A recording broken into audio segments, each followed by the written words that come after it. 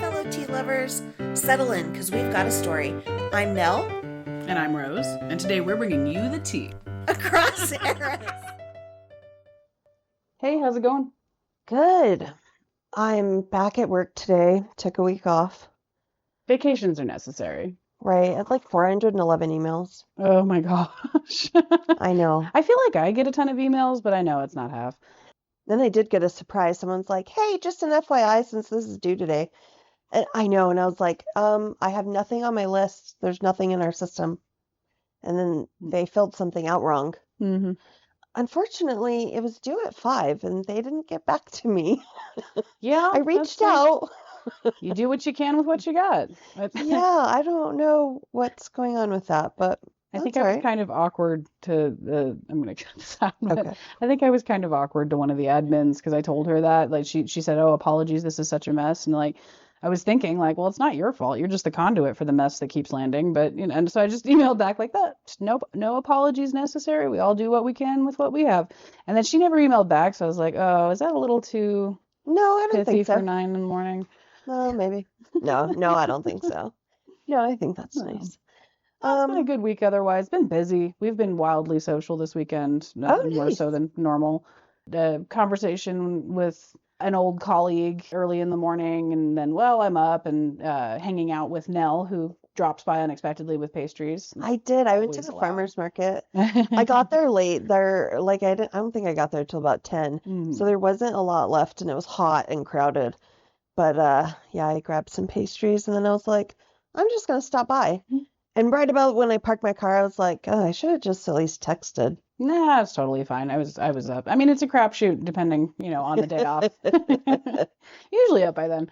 But yeah, and then on Sunday was the end of a showcase that my husband's been doing with a local circus group, and they did their end cabaret, and that was just so much fun.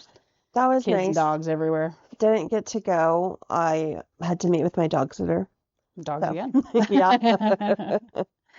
But yeah, back to the grind on the Monday. Yes, it's Monday. Before we jump in, this is my pop culture moment of the moment. As of recording this, we're nearing the end of the Puff Daddy trial. By the time you hear this, I'm assuming it'll be over and there'll be a verdict. But apparently the jurors got to see some video from some freak-offs. Apparently there was giggling. Imagine the dinner plate eyes like poor Nana that's gotten hauled out of retirement to be on some jury. Like, the world was never the same. I didn't sign up for this. Yeah, so that's what's going on. There's so many other things going on, but It's hard to pick. I have a ton of stuff. So welcome back to part 2. Same disclaimer as before. We do aim to be pretty light in our content. We for the most part we don't do a lot of serious topics, but that doesn't mean It doesn't mean digress. they're not important. Right, but sometimes more serious topics are exactly what's on your mind and exactly what you want to talk about. This is something valid. I've been following since it happened because, like I explained in the last episode of Amber Sitton's podcast, Secrets True Crime, the 2nd season.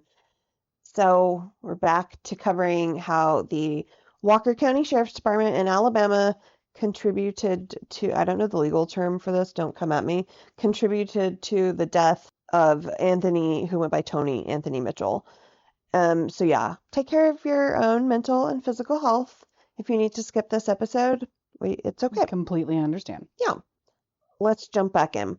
So it's been a week since I told you this, and I know you've heard me mention it like sideways in the past, but after everything and talking about it, like what are your thoughts on this? Like an accident, a cover-up, a conspiracy, jaded law enforcement officers? Like just what's your hot take? It feels like the kind of thing that strange things happen all the time, and you cannot ever guarantee that someone is telling you the truth, but that if the people responsible for the care of this person were completely on the up and up, they would be saying different things in different ways. They're not acting like people that were not culpable for someone's death. And Right. Magic word, allegedly. Yeah. But Well, that's my overwhelming impression, is that people that are telling the truth don't act that way. yeah, right. This is similar to, so I mentioned before, I think right now, I think the jury is currently deliberating in this case, but this lady in the Boston area, Karen Reed, is on trial for the death of her boyfriend, who was a police officer. And man, I don't know what the verdict's going to be, obviously. I know what I think, but if it's not a cover up, you guys somehow made it Right. look like one. So like stop acting like it's a cover up so hard. Like it's Right. It's just Right. I'll tell you what I think in a bit. Okay. I wanted to tell you a little more. I think we touched on it, about the Walker County Sheriff's Office, their Facebook page. It's horrifying to find out about the arrest of a loved one on Facebook. It's Right. like, I'm sorry, like, there's got to be notification rules at the very least. Right. So Facebook is where you go to like try to sell something and not get scammed, fight with people, display your dirty laundry, get into some like romance fraud scheme. If you feel like indulging in some drama, it will accommodate. And honestly, most social media places are like that right now. True. I have a timer on my Instagram, and that time flies by. Shocking how much time I was spending there.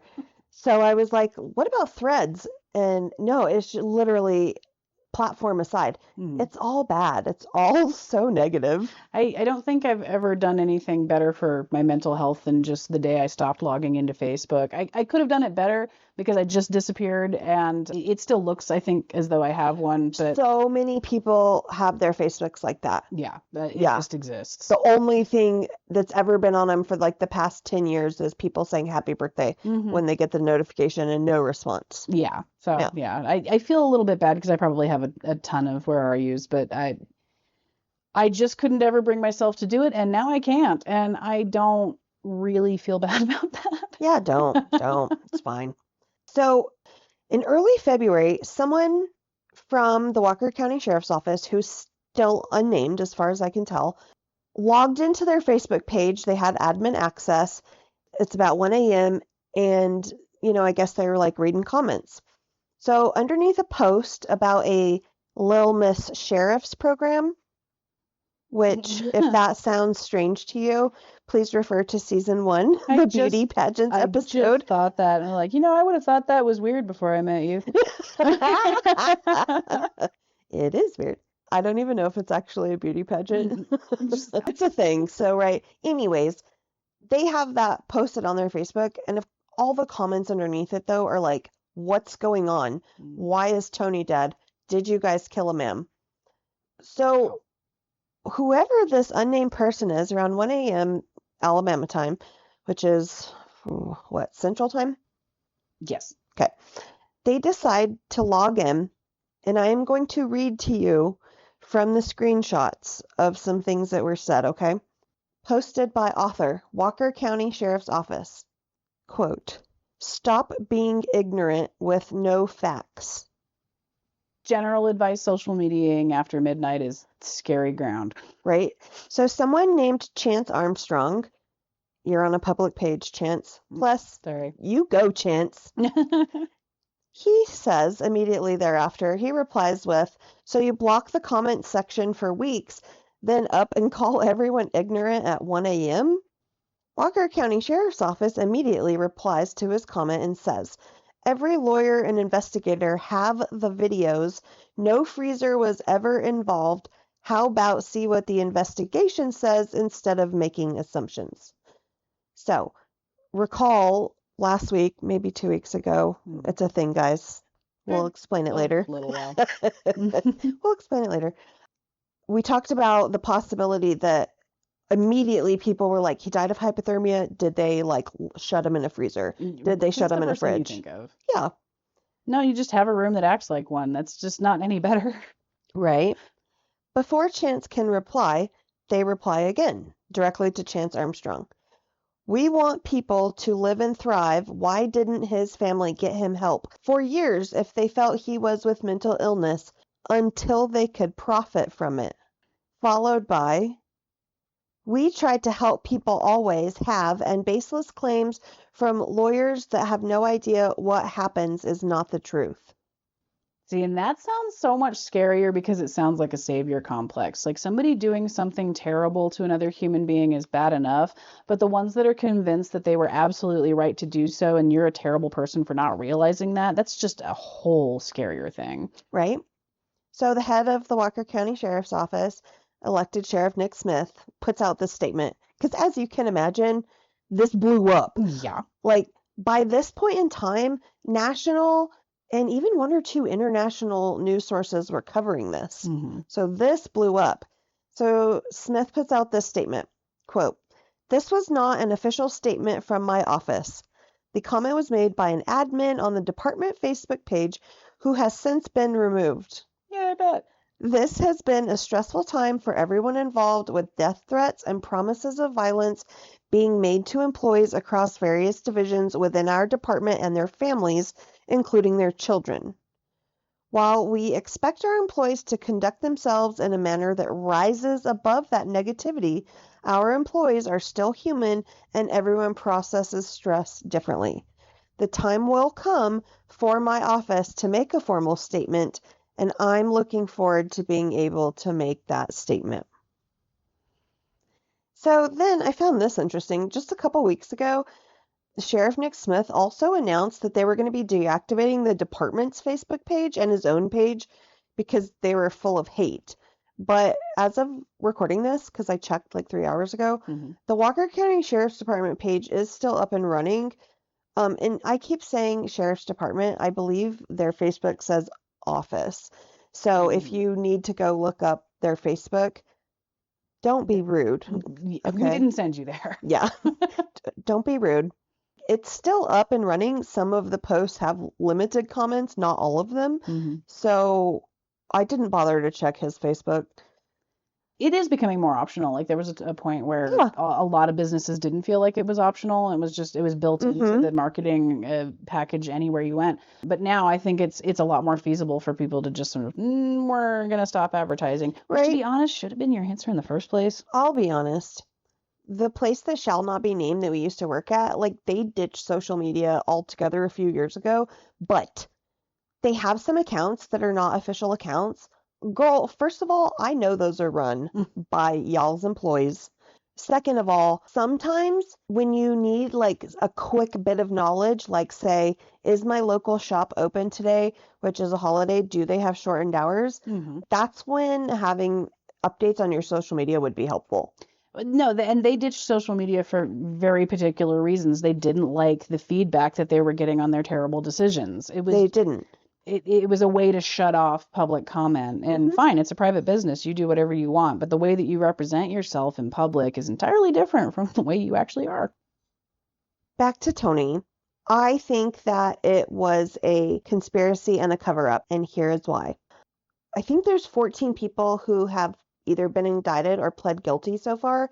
One of them, at least, is still unnamed as far as I can find. And this is still very, very fresh and ongoing. So right. There will be more information by the time you're hearing this. Right. All right. I read a lot of like plea agreement documents, and guys, it's heavy. Okay. Jailer Benjamin Shoemaker, in his plea agreements, in which he did plead guilty to a violation of civil rights, he stated that officers intentionally kept the conditions in that local Alabama jail, quote, as filthy as possible, end quote, to convince county commissioners to increase salaries and jail budget, a ploy that eventually killed one incarcerated man from sepsis and hypothermia. The previous pleas highlight the dire conditions leading up to Mitchell's death. He was denied medical attention and was, quote, almost always naked, wet, cold, and covered in feces while lying on the cement floor without a mat or blanket, end quote, for 2 weeks, until he became entirely unresponsive. At the instruction of an unnamed co-conspirator, Shoemaker delayed taking Mitchell to the hospital for over 3 hours after nurses insisted Mitchell needed urgent medical attention. And another thing he was quoted as saying was to like basically manufacture terrible conditions and use Mitchell, quote, and his cell as a prop, end quote, when the county commissioner visited 2 days before Mitchell's death. Correctional Officer Joshua Connor Jones pled guilty to manslaughter and civil rights violations. He had very similar things about how Mr. Mitchell was like cold, wet, naked. In his plea, it said, by the second week of incarceration, Mr. Mitchell was largely listless and mostly unresponsive to questions from officers. While Mr. Mitchell was frailer than most other inmates, former correctional officer Jones said that he admitted that he conspired with other officers to deny Mitchell medical treatment by helping falsely tell medical staff he was too combative to be treated. They called him combative as an excuse to mistreat him, Mr. Jones admitted.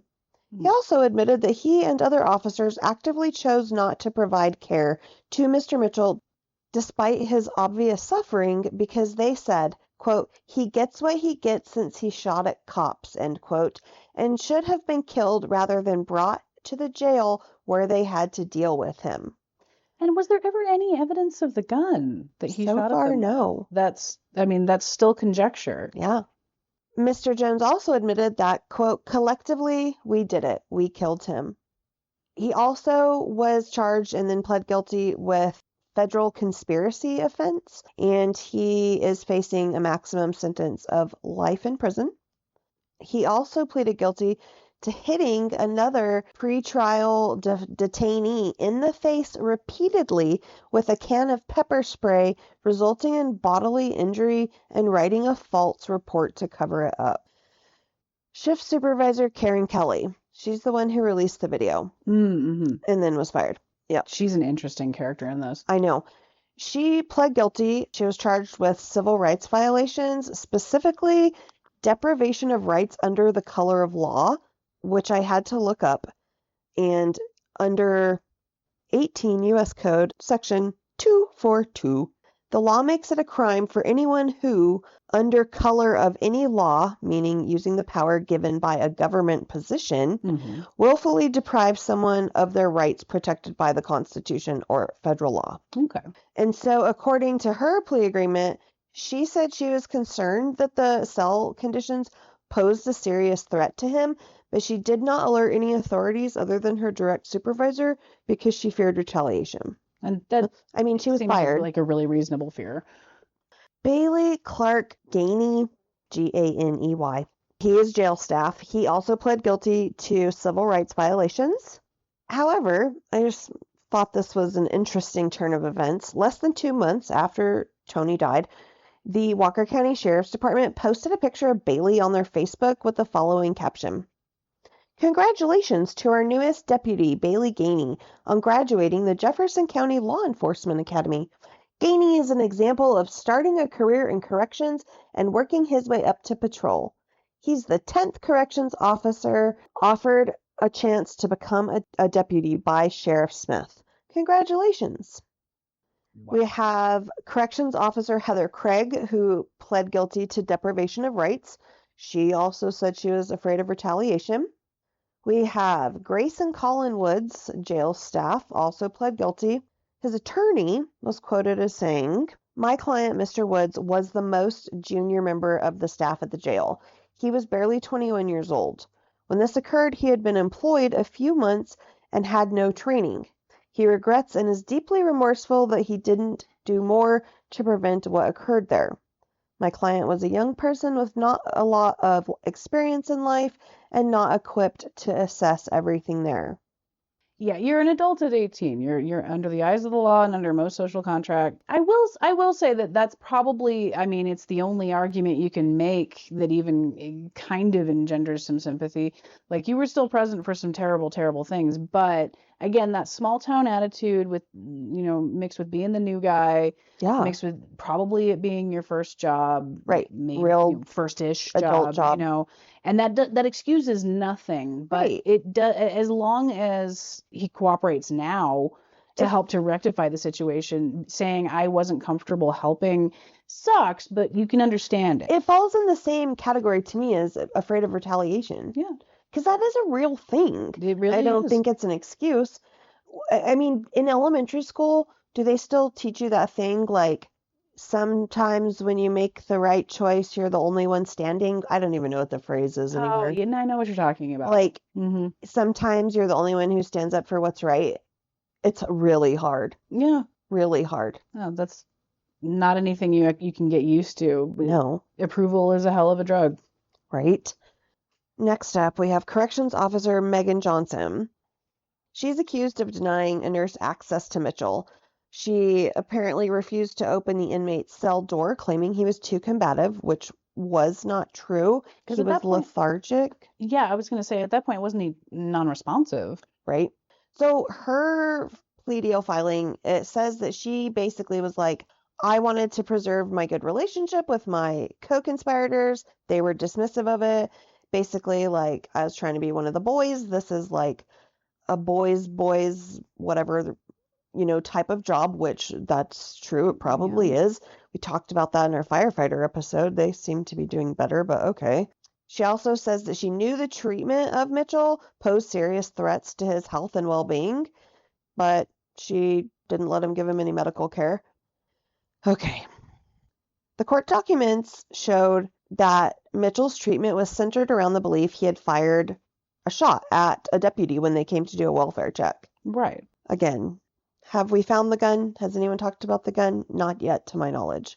So I'm going to read you an excerpt of this plea deal, not totally verbatim, because they say individual 1 in reference to Tony Mitchell, and then individual 2 in reference to someone who is currently unnamed, perhaps the previous person who was beat in the face with the pepper spray can. I don't know. You can see not wanting to be identified if that was the case. Right. So this is what it says.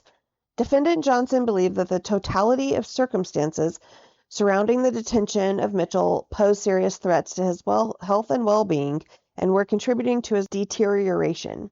She also recognized he was being treated differently than the others. As such, she concluded that holding Mitchell in cruel conditions without access to medical and mental health care was purposeful, and she purposely joined her co-conspirators in the effort. From her prior experiences working there, she understood that jailers would punish detainees for conduct committed outside of the jail, especially and including when those actions were maybe harmful, supposedly harmful, allegedly harmful to a law enforcement officer. That is not your job. Right? There was an incident that happened on or about November 17th, 2022, that made it clear to Johnson that in the jail, administration approved of the culture. On or around that date, Johnson was summoned to the jail to assist with the capture of individual number 2. I'm going to call this person number 2. Mm-hmm. This was an inmate who had just walked out of the jail. Oh, wow. Like, that's on y'all. What were you doing? It's just the doors were unlocked. And If I was being arrested and nobody was paying attention to me, I'd probably try to leave too. It would be a solid temptation. Like, so there's an open door there, and here I am all alone. He's faced with the alternative. Yeah. Right. So she's called into the jail to help find him. They find number 2 and they return them to the jail, and then several jailers punish number 2 by punching him while he was handcuffed, punching him while he was restrained in a headlock, covering one jailer's pants in number 2's blood. Whoa. Later the same night, Johnson attended a meeting conducted by jail administrators about number 2. During that meeting, the administrators praised the jailers who punched him while he was restrained and encouraged jailers to use excessive force on inmates in the future so they could exert dominance over them. So instead of addressing whoever on your staff screwed that so badly that he could just walk out, instead of addressing any of that, you're just going to turn around and beat the crap out of a guy who is already going to have punishment added to his sentence because he made this decision. Like, he shouldn't get away with that. Like, no. Yeah, I mean, hard cheese, that was illegal. But I'm still like, I'd probably try it. I'd probably try it too. But it is illegal. I would understand that if I were to be caught, that would be a bad thing. But you're not doing anything to change the problems. You want to scare them out of taking that opportunity rather than addressing not having it. Right. So basically, Corrections Officer Johnson, she's like, that's what they did. And so I was like, cool, that's how we treat Mitchell. Next, Corrections Officer Daniel Lee Allen Brown pled guilty also to civil rights violations. He is accused of being aware of the harmful conditions Mitchell was in, naked, lying on bare cement, showing signs of confusion, and failing to alert the appropriate authorities. His documents also indicate that Brown did tell a supervisor about it, but when Mitchell's conditions remained the same, he didn't do anything else. He'd run it up the chain. Yeah. So I don't know if small sheriff's departments have to do this, but like every year at my job, we have to take these trainings, right? And so one of the things about when you see unethical behavior or you need to report something is the appropriate thing to do is to start with your supervisor when possible. That's not always possible. Mm-hmm. But if your supervisor doesn't do anything about it, it is then appropriate and your responsibility to go above them or as high above them as you need to, including calling the anonymous hotline that most places have. But I mean, we've all been in that situation where there is no higher up that's contactable. Yep. Or the higher up that you do have available to you is a staff of one and cannot possibly handle all of the things that come to them. Are you talking about our old job? Yeah, possibly. Or you have a situation where the steps above your immediate supervisor are a direct funnel to your immediate supervisor. So if you're trying to run it up the chain, it's just going to trickle right back down onto your head. Right. We've all been in all of those Yeah, we scenarios. have. So I understand that. I understand fearing that. I've also never been in that situation where a man's life was at stake. Me neither. This next one really grinds my gears. So this dude, psychiatric nurse Daniel Wires, also pled guilty to civil rights violations. And I need to side note really quickly. I'm assuming that all of these violations, this isn't obviously a murder trial at this point. Will it be in the future? I have no idea. Well, yeah, at this point, it's pretty much all about misconduct. Yeah, and we keep saying civil rights violations, but that covers like a lot of things. Yeah, right. That's not specific. Color of the law. Remember that from earlier? That. So in his agreement, Wires claimed that in the time Mitchell was there, he never performed a mental health screening on him. Remember last episode when the public information officer was like, we're going to take him to jail and we're going to set his bail really high so that he can detox and then get mental health assistance? Mm-hmm. That was just never forthcoming. Never. Wires also said he was unable to do so because the guards would tell him, oh, no, you can't go in and see him. He's too combative. And he was like, well, I actually never saw any signs of that, but I guess I was like, okay.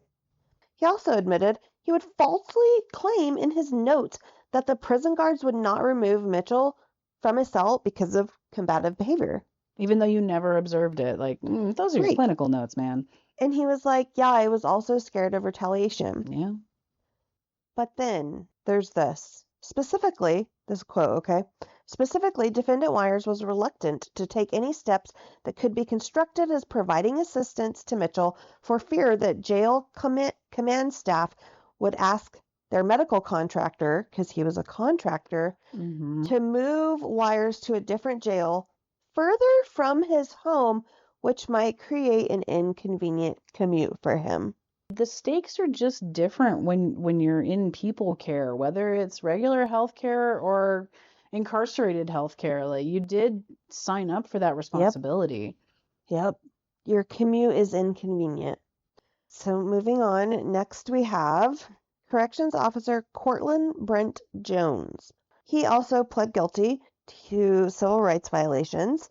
This is a little bit long. I just feel like it's very important. So I am going to read y'all an excerpt from his plea agreement. Remember last time we talked about he was in cell number 5, BK5 is what it was called, okay? It's referenced a lot in here. Okay. While the jail contained several dorms to house detainees, a limited number of inmates were held for limited periods in observation cells in the booking area. Booking consisted of the booking desk, which formed the central hub of detainee intake, jail movement, communication, and operations. 8 booking cells could be directly observed by officers at the booking desk. It's very close. Okay. Among the 8, BK5 was unique in that it was essentially a cement box with a small grate on the floor that opens into a hole for fluids to drain from the cell. Capable of only being flushed from outside the cell, BK5 was often referred to as the drunk tank, right? Right. People throw up, they hose it down, flush it, great. Detainees housed in BK5 depended on officers to escort them to the bathroom, the shower, and even they had to bring them water. Yeah, because it's a holding area. Yeah. BK5 was notoriously cold during winter months, and the temperature on the bare cement floor was even colder. A small window was located on the top half of the cell door, and then a larger window on the bottom of the cell door. The other observation cells didn't have that bottom window. Okay. As part of the booking process, all detainees booked into the jail are supposed to receive a medical and mental health screening. Just to know what you're dealing with. Right. Jailers understood they can alert nursing staff to inmates' medical and mental needs when they become aware of them. In addition to the nurses who had regular shifts with like the daily medical needs of the inmates, there were also 2 providers who acted as medical supervisors, and they were a nurse practitioner and a mental health practitioner, both of who were available to help with the mental needs of the inmates. So all of that is supposed to be available for them. It is available if they let you have it.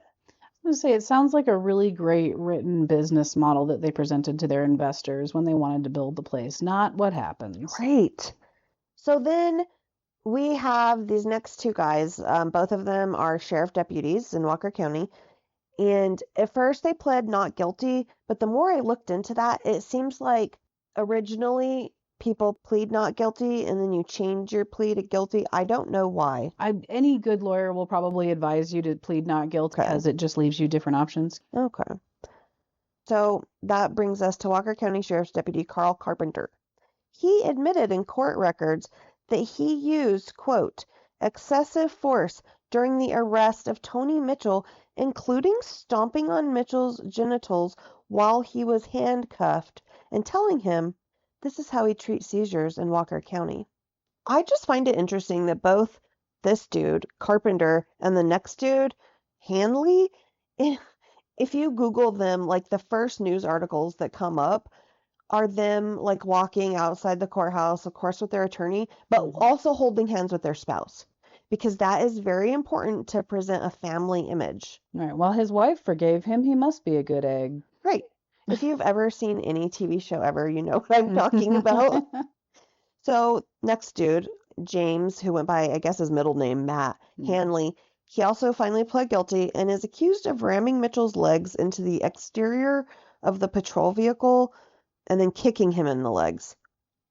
Hanley also testified before a federal grand jury in August of 2024 about Mitchell's arrest and is accused of misleading the grand jury at that time by testifying that Mitchell walked to the patrol car when actually he was dragged. And it's on video. Right. He also insinuated that Mitchell chose not to walk from the patrol car to the jail sally port while, not mentioning like someone had just stomped him. Right, you try walking. Right. And he didn't talk about like the excessive force, which they said would have explained Mitchell's difficulty in walking. Yeah. And then just a few weeks ago, Braxton Key, who had been a deputy in the sheriff's office for an entire 4 months at the time of Tony's death, pleaded guilty to more civil rights violations. So he's the 14th person to be indicted. Like I said, I couldn't find the name of one of them. Maybe that'll come up. He also was like, dude, we have a culture of retaliation and I didn't report it. He worked 10 of the 14 nights Mitchell was at the jail, and he mentioned it to his colleagues, medical staff, and supervisors, according to the plea deal, and also to the jail captain. But nothing happened. So here's a quote from his court filings. Defendant Key believed that the combination of conditions of confinement and what appeared to be the lack of medical or psychological intervention would ultimately result in serious harm or even death to Mitchell if not corrected. When he approached his fellow jailers, jail nurses, and the nurse practitioner, his concerns were dismissed, and he understood that these individuals would take no steps to address Mitchell's needs. He admitted to harming Tony also. January 19th, 2023, he and another deputy went into Tony's cell to give him water, and then when they tried to close the cell door, Mitchell, who was reportedly lying naked on the floor at the time, like reached his arm out into the opening, and so Key just started kicking him. His plea, though, leaves out other allegations made against him in the family civil suit, which include claiming that on different occasions he shoved Tony, dragged him by his feet, and that he was the one who tased him until his false teeth popped out of his mouth. Oh, wow. Oh, I'd forgotten about that. Yeah. The complaint, which was filed in October of 2024, said that at some point Braxton Key tased Tony inside the cell. Tony was then driven out of the cell with the taser wire still in him, and he collapsed onto the floor outside the cell door. Corrections officer immediately placed handcuffs on Tony. So after telling you guys all this, I feel like this is a really good time to side note into something. Rose, can you tell us what the Nuremberg trials were? Were the trials for the war criminals of World War II. That was where consequences were handed down in an international court for international crimes because of World War II, because of the Holocaust. The Nuremberg trials also, set precedents. There weren't precedents for legal consequences on a global scale for things like genocide. Yes. That's a first. Other countries can be like, bro, this is bad. And as a world, we're holding you accountable. I mean, that's the idea. I mean, whether or not cooperation gets achieved, it's very situationally specific. But yeah, Don't get me started. The reason I bring them up is because, so this guy who's called an organizer of the Holocaust, it doesn't even matter what his name is, he's not important, but he basically wrote this letter when he was trying to get clemency. And so he writes this letter in 1962, and he's like, me and my friends who are low-level officers, like, we were, quote, forced to serve as mere instruments. Like, it's not our fault. Like, our bosses said to do it. We were just following orders. There's the saying, like, well, I didn't have a choice. Well, you did have a choice. I mean, it might have been death. You might have terrible choices in front of you, but there is always You could have two truly horrendous choices in front of you. Most of us aren't inclined to choose our own death. The self-preservation instinct, you can see that being real and true. My instinct to preserve myself overwhelmed my instinct to preserve others, but it doesn't absolve you of culpability. Right. You can still be held, like, legally accountable for your moral failings. I mean, we are as citizens. Yeah. You can't say I was afraid because I didn't want retaliation. It's just, pick a number of scenarios you can get arrested for. Will that ever once stop a citizen from being arrested? No. Right? So a lot of the Nazis accused of these crimes, they basically tried to use that defense. It was very unsuccessful. But they were like, we knew his orders were bad, like, and that it was unlawful, but we did not question it. That's not what we had to do. We just had to obey them. Ours is not to wonder why, either. Ours is but to do or die. I don't remember where that's from. I don't know. I found this quote, though. It says, in most cases, the tribunal found that the defendant's offenses were so egregious that obedience to superior orders could not be considered a mitigating factor. Well, exactly. That's exactly what we were saying. You can't. Yeah. So no oath supersedes your humanity. One of the things that came out of these Nuremberg trials were the Nuremberg principles, and the fourth one states, the fact that a person acted pursuant to the order of his government or of a superior does not relieve him from responsibility under international law, provided a moral choice was in fact possible to him. And you know what? A moral choice was possible to these people. A moral choice was. So, guys, I haven't even gotten into the alleged mastermind behind all these conspiracies, elected sheriff of Walker County, Nick Smith. But this is heavy, right? And it's long, right? And like any human being, Nick Smith is such a multifaceted character. Unfortunately, he's a public figure, and it feels like I was allegedly watching his alleged moral slide. Like we talked about last time. He was arrested. Officer. Yeah, and he was arrested last week, and now he's like, well, if you're arresting all my officers, prepare to pay my department some overtime. I love that he never doubles. He just like Never he, misses an opportunity he to double never down. does. He never does. You know what? At least he's consistent. Mm. But next 2 weeks, we'll see. We'll explain it one day, guys. Our I swear. production schedule is slightly delayed, but hopefully quality is increasing. We hope so too. And don't you worry, we're not going anywhere. And we will be returning you to our regularly scheduled chicanery and weird facts for our next episode. We'll probably return to Walker County. I think the world's going to return to it. We will. We're definitely going to talk about Nick Smith, but I think we need like a few more lighter episodes because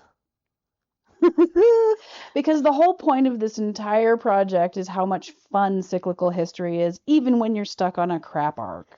right, and this is like American Wild Wild West history. Yeah. This is like lawlessness history. And it is not unique, but it is interesting. It's not unique. Anyways, guys, give us a like, give us a follow, and we'll see you next time.